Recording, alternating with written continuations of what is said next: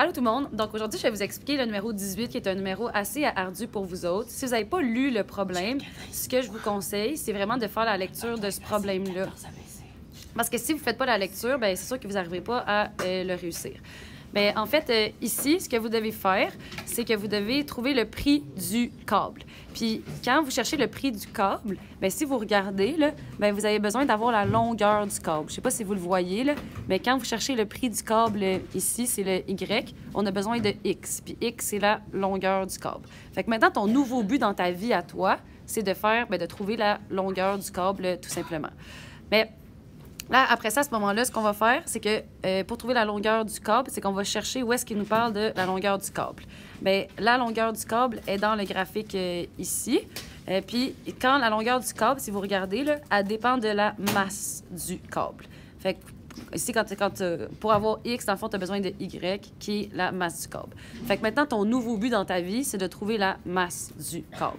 Bien, pour trouver la masse du câble, tu vas aller dans ta table de valeur juste ici. Puis, ben, tu vas aller regarder. Pour trouver la masse du câble, tu as besoin du nombre de pylônes. Là, tu es genre, oh yes, ma vie va bien, je sais c'est quoi mon nombre de pylônes. Donc, ce qu'on va faire dans le fond, c'est qu'on va, avec notre nombre de pylônes, on va trouver la masse.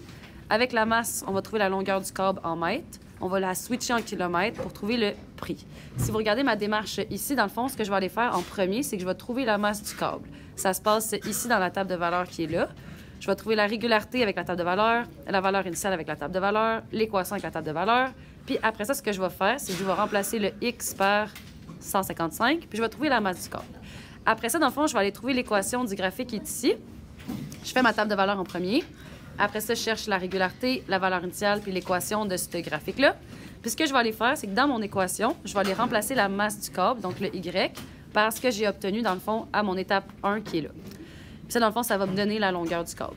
Puis finalement, une fois que j'aurai la longueur du câble, là, faites attention, ça va vous la donner en mètres. Puis là, t'es comme, ah, OK, je vais la changer en kilomètres. Puis là, tu la changes en kilomètres.